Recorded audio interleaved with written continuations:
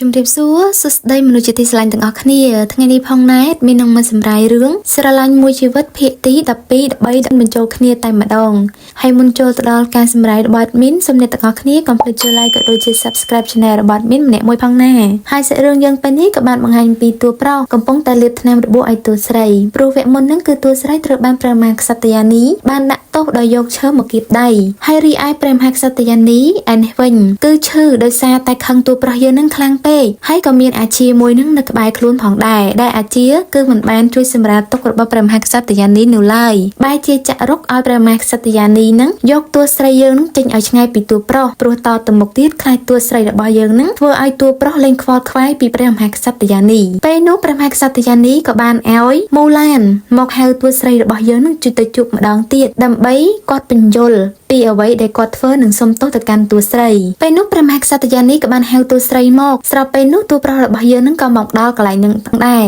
ពេលនោះព្រះមហាក្សត្រយានីក៏បានសួរទៅកាន់តួប្រុសថាហេតុអ្វីក៏តួប្រុសនឹងបញ្ញាប់បញ្ញាលមករកគាត់បែបនេះហើយព្រះមហាក្សត្រយានីក៏បានទូប្រាប់តួប្រុសថាប៉ុន្មានថ្ងៃទៀតតួស្រីរបស់យើងនឹងត្រូវចេញពីសំណាក់តួប្រុសដើម្បីមករៀនពីវិន័យនៅក្នុងព្រះរាជវាំងហើយតួស្រីក៏បានប្រាប់ថាគាត់មិនឆ្លាតទេដូច្នេះហើយគាត់រៀនមិនចេះអ្វីនោះទេតែព្រះមហាក្សត្រយានីក៏នៅតែជួយចេះចង់ឲ្យតួស្រីរបស់យើងនឹងចេញឆ្ងាយពីតួប្រុសដោយអាងថាចង់ឲ្យតួស្រីរបស់យើងរៀនពីវិន័យនិងច្បាប់មួយចំនួនដើម្បីកុំឲ្យថ្ងៃក្រោយទៅនៅក្នុងរាជវាំងបែរជាមិនដឹងអ្វីសោះរីឯតួប្រុសហាក់បីដូចជាមិនចង់ឲ្យតួស្រីនឹងទៅទេហើយតួស្រីវិញក៏មិនចង់ឃ្លាតឆ្ងាយពីតួប្រុសនោះដែរហើយនៅពេលល្ងាចឡើងហ្នឹងគឺព្រះមហាក្សត្រយានីបានហៅតួស្រីរបស់យើងនឹងឲ្យមកបម្រើនៅតុអាហារនៅពេលនោះគាត់ក៏បានហៅតួស្រីនឹងឲ្យចាក់តែនឹងឲ្យគាត់នឹងអ្នករាល់គ្នាពេលនោះផងដែរអាជាបាយធ្វើជានិយាយថាឲ្យមេងលីចាក់បែបនេះមិនសមទេដឹងតែព្រះមហាក្សត្រយានីក៏បាននិយាយថាតួស្រីគ្រាន់តែជាអ្នកបម្រើតូចទាបដូច្នេះហើយមិនគួរណាប្រកែកនៅរឿងទាំងនេះទេ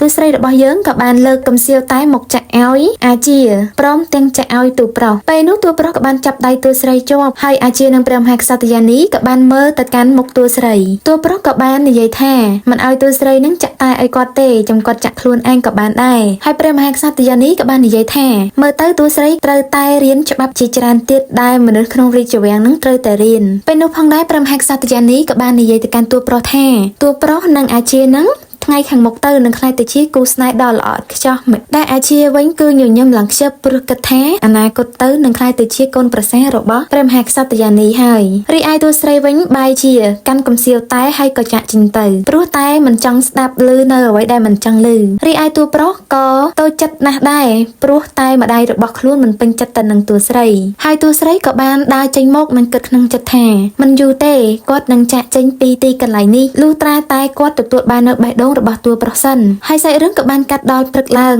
ពេលនេះព្រះមហាក្សត្រយានីក៏បានប្រឈួនជាទម្ងន់ពេលនោះព្រះមហាក្សត្រយានីក៏បានក្អួតឈាមហើយតួស្រីនឹងក៏បានជួយមើលថែព្រះមហាក្សត្រយានីពេលនោះអង្គរៈតួប្រុសក៏បានរត់មើលប្រាប់តួប្រុសថាពេលនេះព្រះមហាក្សត្រយានីគឺត្រូវថ្នាំបំពុលហើយអាជាក៏បានមកពិនិត្យប្រកែកឲ្យព្រះមហាក្សត្រយានីតួប្រុសក៏មកដល់និងសួរអាជាថាតើព្រះមហាក្សត្រយានីកើតអ្វីហើយអាជាក៏បានសម្លឹងទៅកាន់តួស្រីពេលនោះអាជាបានប្រាប់ថាព្រះមហាក្សត្រយានីបានត្រូវថ្នាំពុលហើយព្រះមហាក្សត្រយានីក៏បានបញ្ជាឲ្យគេនឹងមកចាប់តួស្រីដែលគិតថាតួស្រីរបស់យើងនឹងដាក់ថ្នាំពុលនៅក្នុងទឹកតែនោះពេលនោះព្រះមហាក្សត្រយានីក៏បាននិយាយថាតើតួប្រុសយើងនឹងមកដល់ដំណាក់កាលនេះហើយនៅចង់ប្រឆាំងជាមួយគាត់ទៀតមែនទេឆាប់ចាប់តួស្រីរបស់យើងនឹងយកទៅឃុំឃាំងភ្លាមពេលនេះតួស្រីរបស់យើងក៏ត្រូវគេយកមកឃុំឃាំងដោយចោទប្រកាន់ថាដាក់ថ្នាំពុលឲ្យព្រះមហាក្សត្រយានីរីឯតួប្រុសរបស់យើងក៏បានមកមើលតួស្រីហើយក៏សួរតួស្រីថាតើតួស្រីរបស់យើងនឹងពិតជាបានដាក់ថ្នាំឲ្យព្រះមហាក្សត្រយានីមែនដែរឬអត់តែតួស្រីក៏បាននិយាយថាតើតួប្រុសជឿគាត់ឬអត់បើថាគាត់មិនបានដាក់ថ្នាំនោះទេហើយតួប្រុសក៏បាននិយាយថាពឹសរបស់សត្វក្តាននោះគឺជាពឹសដែលកាចសាហាវបំផុតដូច្នេះហើយតួស្រីគឺជាសត្វក្តានប្រាក់អាចនឹងមានពឹសធ្វើឲ្យមនុស្សពលបានតែក្រសែភ្នែករបស់តួប្រុសមើលមុខនាងគឺពិតជាមិនគួរឲ្យជឿទេហើយនាងក៏បានឲ្យតួប្រុសទៅវិញចោះបើសិនជាតួប្រុសរបស់យើងនៅតែមានអារម្មណ៍ថាមិនជឿជាក់លើនាងតួប្រុសរបស់យើងក៏បានដើរចាកចេញទៅហ ហើយតួស្រីក៏បានគិតក្នុងចិត្តថាគ្មាននរណាម្នាក់ដឹងឡើយគ្រប់គ្នាគិតថាគាត់នឹងជាអ្នកដាក់ថ្នាំពុតដល់ព្រះមហាក្សត្រយានីរីឯព្រះមហាក្សត្រយានីពេលនេះកំពុងតែត្រូវអាជាបញ្ចុកថ្នាំដើម្បីបន្សាបពឹសហើយតួប្រុសក៏បានមកឈរមើលអញ្ចឹងណាតែតាមពិតទៅអត់មានគិតថាពឹសគ្រប់យ៉ាងនឹងគឺដោយសារតែអាជានឹងឯងហើយព្រះមហាក្សត្រយានីឈឺបែបនេះហើយក៏នៅតែសួរពីតួស្រីថាតើតួប្រុសរបស់យើងនឹងបានដាក់ទោសតួស្រីហើយឬនៅតួប្រុសក៏បានប្រាប់ទៅព្រះមហាក្សត្រយានីថាឲ្យគាត់សម្រាកទៅគាត់នឹងចាត់ចែងរឿងតួស្រីដោយខ្លួនឯងហើយគាត់ក៏បានដើរចាក់ចេញទៅពេលនេះតួប្រុសរបស់យើងក៏បានមកមើលតួស្រីដែលតួស្រីពេលនេះត្រូវបានគេចាប់ចងច្រវាក់ហើយតួប្រុសក៏បានមកសួរតួស្រីថាតើហេតុអ្វីតួស្រីរបស់យើងនឹងព្យាយាមសម្លាប់ម្ដាយរបស់គាត់ហើយតួស្រីក៏នៅតែនិយាយថាគាត់មិនបានធ្វើទេហើយតួប្រុសរបស់យើងនឹងក៏បានឲ្យគេនឹងវាយតួស្រីរបស់យើងរហូតទាល់តែតួស្រីរបស់យើងនឹងនិយាយការពិតចេញមកហើយក៏សួរតួស្រីថាតើតួស្រីរបស់យើងនៅតែកុហកគាត់ទៀតមែនហើយតួស្រីរបស់យើងនឹងធ្វើអីមានដឹងខ្លួនដែរឬអត់គាត់មិនដែលភ្លេចទេថាតួស្រីរបស់យើងនឹងជួយឲ្យគាត់បានឡើងកាន់កាប់អំណាចប៉ុន្តែរឿងនេះគឺពិតជារឿងដែលធំនឹងចង់លើពីមាត់តួស្រីតែតួស្រីនៅតែប្រកែកថាទោះជាយ៉ាងណាក៏គាត់គ្មានកំហុសដែរព្រោះគាត់មិនបានដាក់ថ្នាំពុលទេតួប្រុសរបស់យើងក៏បានដើរមកជិតតួស្រីនិងចាប់ចង្ការបស់តួស្រីឡើងនិងបាននិយាយថាតើតួស្រីរបស់យើងនឹងចង់ធ្វើជាសត្រូវនឹងគាត់មែនអត់ហើយតួប្រុសក៏បាននិយាយថាទោះបីជាគាត់ធ្វើយ៉ាងណាក៏តួស្រីរបស់យើងនឹងមិនចង់ប្រាប់គាត់ដែរដូច្នេះហើយឲ្យទាហាននឹងវាយតួស្រីរបស់យើងនឹងបន្តទៀតទៅតួប្រុសរបស់យើងដើមឡើយអេដមីនគិតថាស្រឡាញ់តួស្រីនិងចង់មើលថែតួស្រីមិនឲ្យអ្នកណាធ្វើបាបប៉ុន្តែពេលនេះបែរជាធ្វើបាបតួស្រីរបស់យើងដោយមិនដឹងហេតុផលទៅវិញហើយពេលនេះផងដែរស៊ីហេងក៏បានជួបមកជួបនឹងលោកគ្រូនិងបាននិយាយថាតើពួកបិសាចពិតជាបានសម្លាប់ប្រជាជនរបស់តួស្រីមែនទេហើយលោកគ្រូក៏បានងាកមកនិងបានប្រាប់ទៅស៊ីហេងថាតើស៊ីហេងមិនទុកចិត្តគាត់មែនទេបានមកសួររឿងនេះបែបនេះស៊ីហេងក៏បាននិយាយថាមិនមែនទេគាត់គ្រាន់តែមកសួរបញ្ជាក់ដើម្បីឲ្យតួស្រីរបស់យើងកាន់តែមានទំនុកចិត្តថាបិសាចនឹងសម្លាប់ប្រជាជនរបស់គាត់ពេលនោះលោកគ្រូក៏បានឲ្យផ្កាឈូកពណ៌ស្វាយមួយទៅកាន់ស៊ីហេងហើយស៊ីហេងក៏បានដើរចាក់ចេញទៅពេលនោះផងដែរលោកគ្រូក៏បានដើរចូលមកកន្លែងសំណាក់មួយដែលជាកន្លែងហាមឃាត់របស់គាត់ហើយក៏មើលទៅកាន់រូបនារីម្នាក់ហើយស៊ីហេងរបស់យើងក៏បានមកលួចមើលលោកគ្រូនៅក្នុងសំណាក់មួយនោះហើយលោកគ្រូក៏បែរជានិយាយថាគឺវាចិត្តដល់ពេលហើយគាត់នឹងសងសឹកឲ្យនាងពេលនោះទូប្រុសរបស់យើងក៏បានមកមើលតួស្រីម្ដងទៀតហើយតួស្រីរបស់យើងក៏បានយំដោយសារមិនគិតថាតួប្រុសរបស់យើងនឹងហ៊ានធ្វើបែបនឹងដាក់គាត់សោះហើយតួប្រុសក៏និយាយថាគាត់នឹងឲ្យឱកាសតួស្រីដើម្បីនិយាយរឿងនោះម្ដងទៀតតើតួស្រីរបស់យើងនឹងនិយាយឬក៏មិននិយាយនឹងសួរថាតើតួស្រីជាអ្នកដាក់ថ្នាំបំពុលព្រះមហាក្សត្រយានីពិតមែនទេហើយតួប្រុសក៏បានប្រើយុទ្ធសាស្ត្ររបស់គាត់នឹងដើម្បីដកដួងវិញ្ញាណសត្វក្តាន់របស់តួស្រីយើងនឹងចេញមកហើយក៏កំទេចចោលពេលនោះតួស្រីរបស់យើងគឺពិតជាឈឺចាប់ខ្លាំងណាស់ប៉ុន្តែគាត់មិនអាចធ្វើអ្វីបានព្រោះនិយាយទៅតួប្រុសរបស់យើងនឹងក៏មិនជឿគាត់ដដែលហើយតួស្រីក៏បានតាមត្រឹមតែសម្លឹងមើលមុខតួប្រុសហើយតួប្រុសក៏បានយកក្រណាត់សមកជូតឈាមរបស់តួស្រីពេលនោះតួស្រីរបស់យើងក៏បានសន្លប់នៅកន្លែងនោះទៅដោយសារតែការអស់កម្លាំងខ្លាំងពេកហើយសាច់រឿងរបស់យើងនឹងក៏បានបង្ហាញអំពីអាជាដែលអាជាពេលនេះគឺបានមកមើលតួស្រីនិងបាននិយាយថាពេលដែលគាត់ជួបតួស្រីរបស់យើងនឹងដំបូង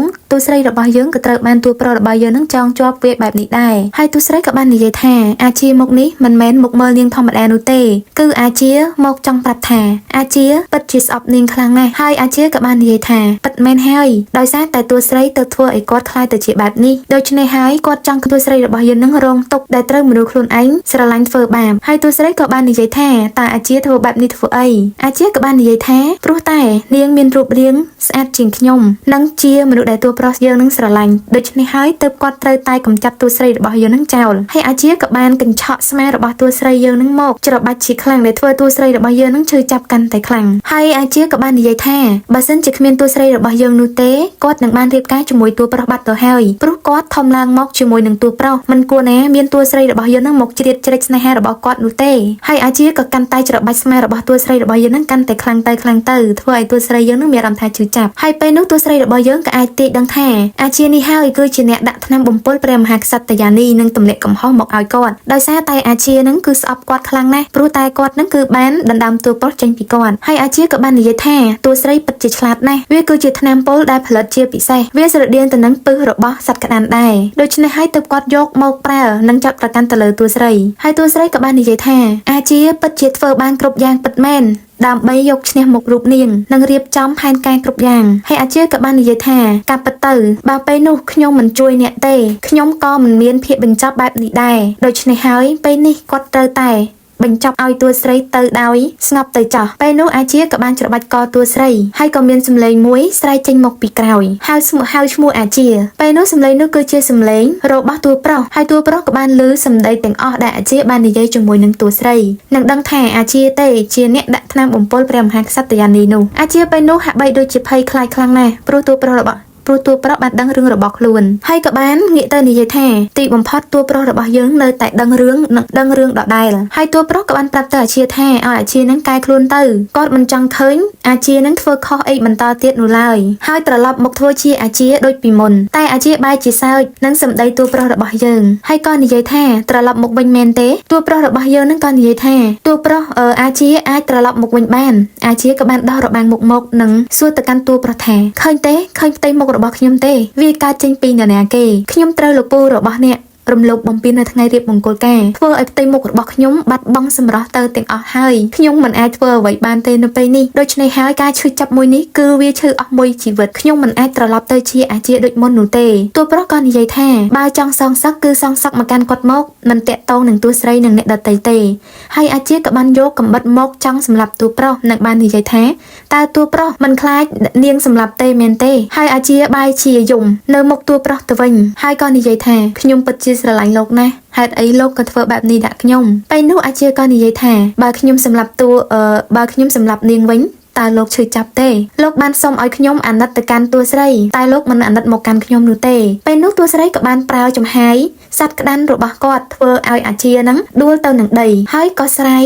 ច្រវាក់នោះចេញមកពេលនោះអាជាក៏បាននិយាយថាតើនេះមានរឿងអ្វីតើអ្នកទាំងពីរបានរៀបចំផែនការធ្វើបាបខ្ញុំមែនទេហើយតួប្រុសក៏បានស្រមៃទៅដល់ពេលនោះតួប្រុសក៏បាននិយាយថាឲ្យតួស្រីរបស់យើងនឹងសម្ដែងមួយគ្រាសិនទៅមិនយូរទេគាត់នឹងរកដំណោះស្រាយឲ្យតួស្រីហើយតួប្រុសក៏បាននិយាយទៅកាន់អាជាថាគ្រប់យ៉ាងគឺមកពីអាជាខ្លួនឯងនោះទេដូច្នេះហើយកុំបន្ទោសអ្នកណាអីទៀតអីហើយតួប្រុសក៏បានឲ្យតួស្រីចាក់ចេញទៅជាមួយគាត់រីឯអាជាបានត្រឹមតែអង្គុយយំសោកនិងអាណិតដល់ខ្លួនឯងថាគ្មានអ្នកណាស្រឡាញ់គាត់ទេហើយគាត់ក៏បានដាក់ខ្លួនដេកនៅកន្លែងនោះទៅនិងស្រែកហៅឲ្យតួប្រុសរបស់យើងនឹងត្រឡប់មកវិញមកជីវិតរបស់គាត់បានចប់ហើយគ្មានអ្វីសេសសល់ទៀតទេពេលនោះព្រះមហាក្សត្រយានីឲ្យតួប្រុសរបស់យើងនឹងចូលមកគាល់ហើយតួប្រុសរបស់យើងនឹងក៏បានហុចសម្បត្តិមួយទៅឲ្យព្រះមហាក្សត្រយានីរីឯអ្នកបម្រើក៏យកសម្បត្តិនោះទៅឲ្យព្រះមហាក្សត្រយានីហើយតួប្រុសក៏បាននិយាយថាតាមពិតទៅតួស្រីរបស់យើងនឹងគឺស្លូតត្រង់នោះទេអ្នកដែលធ្វើរឿងដាក់ថ្នាំពុលពិតប្រាកដនោះគឺជាជនក្បត់ដែលនៅសេសសល់ហើយព្រះមហាក្សត្រយានីក៏បាននិយាយថាតើតួប្រុសគិតថាគាត់ជឿមែនអត់ហើយគាត់ក៏បាននិយាយទៀតថាតួស្រីបេះតែនឹងសម្លាប់គាត់ហើយហេតុអីក៏តួប្រុសរបស់យើងនឹងនៅតែព្យាយាមជួយគាត់ទៀតហើយតួប្រុសក៏បានប្រាប់ទៅកាន់ព្រះមហាក្សត្រយានីថាសូមឲ្យព្រះមហាក្សត្រយានីនឹងឈប់មើលងាយនឹងរើសអើងទៅកាន់តួស្រីទៅហើយតួប្រុសរបស់យើងនឹងក៏បានដើរចាកចេញទៅពេលនោះព្រះមហាក្សត្រយានីក៏បាននិយាយថាព្រោះតែតួស្រីក៏ហ៊ានខុសហកគាត់បែបនេះមែនទេហើយគាត់ក៏បានខឹងតួស្រីរបស់យើងនឹងកាន់តែខ្លាំងពេលនោះផងដែរសាច់រឿងក៏បានបង្ហាញអំពី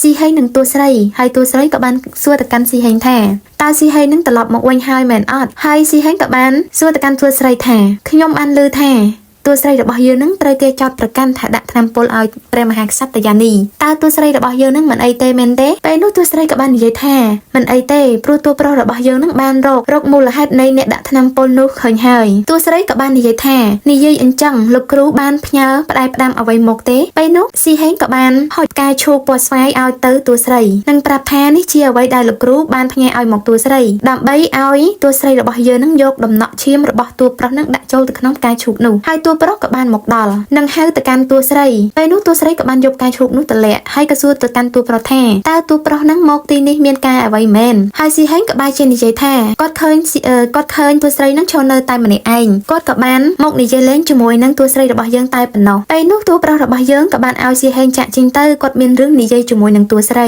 ពេលនោះតួប្រុសក៏បានដើរមកចិត្តតួស្រីហើយក៏បានចាប់តួស្រីមកគិមុខរបស់ខ្លួនហើយតួស្រីហាក់បីដូចជាអៀនតួប្រុសក៏ដកឃ្លាចេញវិញបន្តិចហើយតួស្រីរបស់យើងនឹងក៏បានដើរចាក់ចេញទៅពេលនោះតួស្រីមកដល់សំណាក់វិញបែរជាអង្គុយស្រមើស្រមៃនិងស្ទាបមាត់ទៅកាន់ទស្សនភាពដែលតួប្រុសរបស់យើងនឹងបានថើបគាត់នៅវគ្គមុនតាមពិតទៅ ตัวสไลด์របស់យើងក៏មានចិត្តស្រឡាញ់ទៅតួប្រុសរបស់យើងនោះដែរប៉ុន្តែដោយសារតែតួនាទីភារកិច្ចដែលគាត់ត្រូវជួយដល់ប្រជាជនរបស់គាត់ដូច្នេះហើយគាត់មិនអាចគិតរឿងផ្ដេសផ្ដាសបានទេហើយពេលនេះតួប្រុសរបស់យើងនឹងក៏បានអង្គុយមើលចិញ្ចៀនដែលតួស្រីរបស់យើងនឹងឲ្យមកគាត់នឹងបានអង្គុយញញឹមស្រាប់ពេលនោះផងដែរព្រះច័ន្ទក៏បានប្រែទៅជាក្រហមពេលនោះតួស្រីក៏បានដើរចូលមកដល់តួប្រុសក៏បាននិយាយថាឲ្យតួស្រីរបស់យើងនឹងដើរចាក់ចេញទៅតែតួស្រីមិនបានដើរចេញទេគាត់ក៏បានរុញស្មារបស់តួប្រុសយើងនឹងទៅក្រោយហើយក៏ខំដៃខ្លួនឯងនឹងយកឈាមមកដាក់ឲ្យតួប្រុសនឹងនិយាយថាលោកមិនអាចខ្វះឈាមរបស់ខ្ញុំបានទេពេលនោះតួប្រុសរបស់យើងក៏មានអារម្មណ៍ទៅលើតួស្រីហើយតួស្រីក៏បានយកដៃរបស់គាត់នឹងទាញផ្ទៃមុខរបស់តួប្រុសរបស់យើងនឹងមកវិញនឹងបាននិយាយថាកុំឲ្យតួប្រុសធ្វើជាមិនខ្វល់ពីគាត់អីហើយតួប្រុសរបស់យើងក៏បានចាប់ដៃតួស្រីនឹងបឺតឈាមតួស្រីរបស់យើងយកតែម្ដងតួស្រីរបស់យើងនឹងក៏បានញញឹមហើយតួស្រីក៏បានអោនទៅថែបករបស់តួប្រុសនៅពេលនោះផងដែរធ្វើឲ្យតួប្រុសរបស់យើងនឹងអារម្មណ៍ហោះទៅលើមេឃបាត់ទៅហើយតែតាមពិតទៅតួស្រីរបស់យើងនឹងក៏បានលួចប្រើយុទ្ធសាស្ត្រមួយយ៉ាងមកកាន់តួប្រុសដើម្បីយកឈាមរបស់តួប្រុសនឹងចេញមកពេលមកដល់សំណាក់វិញតួស្រីក៏បានយកឈាមរបស់តួប្រុសចាក់ចូលទៅក្នុងកែឈូកប៉ាស្វាយនិងបន្តឈាមរបស់ខ្លួនដើម្បីមើលពីអតីតកាលរបស់តួប្រុសនិងបានឃើញថាតួប្រុសនេះហើយជាអ្នកសម្លាប់ប្រជាជនរបស់គាត់ដែលធ្វើឲ្យតួស្រីរបស់យើងនឹងខឹងតួប្រុសរបស់យើងនឹងកាន់តែខ្លាំងហើយតួស្រីក៏បាននិយាយថាគឺពិតជាលោកមែនស៊ីយុនពេលនោះស៊ីហេងក៏បានចាប់ដៃតួស្រីនិងប្រាប់ថាទប់អារម្មណ៍បន្តិចទៅយើងត្រូវតែធ្វើវាដោយសន្សឹមពេលនោះតួប្រុសរបស់យើងក៏បានដើរចូលមកហើយតួស្រីក៏បានប្រើយុទ្ធសាស្ត្រដើម្បីបិទបាំងការឈូសពាត់ស្វាយហើយតួប្រុសក៏បានសួរតួស្រីថាតួស្រីកំពុងធ្វើអីគេតួប្រុសក៏បានដើរចូលមកនឹងចង់ប្រើយុទ្ធសាស្ត្រនិងវាយប្រហារទៅកាន់ស៊ីហេងប៉ុន្តែស៊ីហេងមិនអាចទប់ទល់នឹងយុទ្ធសាស្ត្ររបស់តួប្រុសរបស់យើងនឹងបាននៅឡើយរីឯតួប្រុសក៏បានទាញតួស្រីនិងបានអោបតួស្រីរបស់យើងនឹងជាប់និងនិយាយថាតួស្រីគឺជារបស់គាត់ដូច្នេះហើយមិនអនុញ្ញាតឲ្យបរិសម្នាក់ណាមកធ្វើអីផ្ដេសផ្ដាសមកលើតួស្រីទេតួប្រុសរបស់យើងក៏រៀបនឹងប្រើយុទ្ធសាស្ត្រម្ដងទៀតទៅលើស៊ីហេងប៉ុន្តែតួស្រីក៏បានចាប់ដៃរបស់តួប្រុសជាប់និងហាមមិនឲ្យតួប្រុសធ្វើបាបស៊ីហេងទេតែត្រូវតួប្រុសចាប់ដៃតួស្រីវិញនិងនិយាយថាតើនាងមានចិត្តទៅលើស៊ីហេងដែរមែនទេហើយគាត់ក៏បានអូសដៃតួស្រីរបស់យើងនឹងចេញទៅពេលនោះតួប្រុសរបស់យើងក៏បានសួរទៅកាន់តួស្រីថាហេតុអីក៏តួស្រីរបស់យើងនៅបន្ទប់ជាមួយនឹងស៊ីហេងហើយថែមទាំងចាប់ដៃគ្នាទៀតផងហើយតួស្រីក៏បានប្រាប់តួប្រុសថាគាត់មានអារម្មណ៍ថានឹកដល់គ្រួសាររបស់គាត់ដែលធ្វើឲ្យគាត់នឹងយំហើយក៏បានស៊ីហេងនឹងចូលមកលួងលោមគាត់តែប៉ុណ្្នឹងឯងហើយតួប្រុសក៏បានចាប់ស្មារបស់តួស្រីនិងបាននិយាយថាមានអ្វីផ្សេងទៀតដែរឬទេតួស្រីក៏បាននិយាយថាគ្មានអ្វីផ្សេងទៀតនោះទេហើយតួស្រីក៏បាននិយាយថាមនុស្សដូចជាលោកមិនដែលមើលឃើញអ្នកណានៅក្នុងផ្លូវល្អនោះទេក្នុងកៅភ្នែកមានតែរឿងអពមង្គលគ្មានរឿងល្អមួយរឿងសោះពេលនោះតួប្រុសក៏និយាយថាតួស្រីកំពុងតែមើលងាយគាត់មែនទេហើយតួស្រីក៏បានរុញតួប្រុសរបស់យើងនឹងចេញតួស្រីក៏បាននិយាយថាគាត់មិនហ៊ានទេព្រះអង្គគឺជាស្ដេចនៃបិសាចហើយក៏អាចសម្រេចចិត្តនៅគ្រប់រឿងទាំងអស់តួស្រីក៏បានស្រមៃទៅដល់ទស្សនភាពនៅពេលដែលតួប្រុសរបស់យើងនឹងបញ្ជាឲ្យទាហានសម្លាប់ទៅកាន់ប្រជាជននិងមនុស្សដែលគាត់ស្រឡាញ់ទាំងអស់ហើយតួស្រីក៏និយាយទៀតថាគាត់មិនហ៊ានប្រមាថទៅលើព្រះអង្គនោះឡើយតួប្រុសក៏និយាយថាហេតុអីក៏តួស្រីនិយាយបែបនេះតួស្រីក៏និយាយថាគាត់គ្រាន់តែមានអារម្មណ៍ថាសោកសៅនិងសោកស្ដាយចំពោះអ្វីដែលបានកើតឡើងហើយតួប្រុសក៏បានអោបតួស្រីរបស់យើងនៅពេលនោះទៅតួស្រីក៏បានគិតក្នុងចិត្តថាគាត់លែងអាណិតតួប្រុសទៀតហើយព្រោះគាត់បានដឹងរឿងគ្រប់យ៉ាងអស់ទៅហើយថាតួប្រុសយើងនឹងជាអ្នកសម្លាប់ប្រជាជនទាំងអស់នោះសាច់រឿងក៏បានបង្ហាញអំពីស៊ីហេងពេលនេះគាត់កំពុងតែចេញទៅណាមិនដឹងទេដែលកាយវិការទាំងអស់ត្រូវបានមើលឃើញដោយព្រះមហាក្សត្រយានីហើយតាមពិតទៅគឺស៊ីហេងបានមករកព្រះមហាក្សត្រយានីចេះដើម្បីសួរសុខទុក្ខនិងបាននិយាយថាហេតុអីអ្នកមិនទាន់ស្លាប់ទៀតនឹងបានសួររឿងមួយចំនួនពីព្រះមហាក្សត្រយានីហើយព្រះមហាក្សត្រយានីក៏បានប្រាប់ទៅកាន់ស៊ីហេងហើយគាត់ក៏មិនដែលរំពឹងទុកថាខ្លួនគាត់នឹងមានថ្ងៃនេះដែរហើយព្រះមហាក្សត្រយានីក៏បាននិយាយថាឲ្យស៊ីហេងរបស់យើងនឹងជួយគាត់ចេញពីទីកន្លែងនេះទៅគាត់នឹងប្រាប់ស៊ីហេងអំពីរឿងគ្រប់យ៉ាងពេលនោះស្រាប់តែព្រះមហាក្សត្រយានីក៏បាននាំទាហានមកចាប់ស៊ីហេងរីឯតួស្រីយើងឯនេះវិញក៏បានយកការឈូសពាត់ស្វាយមកប្រែយុទ្ធសាស្ត្រដាក់លើដើម្បីមើលអំពីអតីតកាលដែលនាងធ្លាប់ជួបកន្លងមកពេលនោះផងដែរអ្នកបម្រើក៏បានដើរមកនិយាយខ្សឹកខ្សៀវគ្នាធ្វើឲ្យតួស្រីរបស់យើងនឹងគឺបានលើកដំណឹងអំពីស៊ីហេងថាស៊ីហេងរបស់យើងនឹងត្រូវបានព្រះមហាក្សត្រយានីចាប់ខ្លួនហើយសាច់រឿងរបស់យើងក៏បានចប់តែប៉ុណ្ណេះសិនចាំជួបគ្នាជាមួយនឹង admin នៅវីដេអូក្រោយៗណែអរគុណជម្រាបលា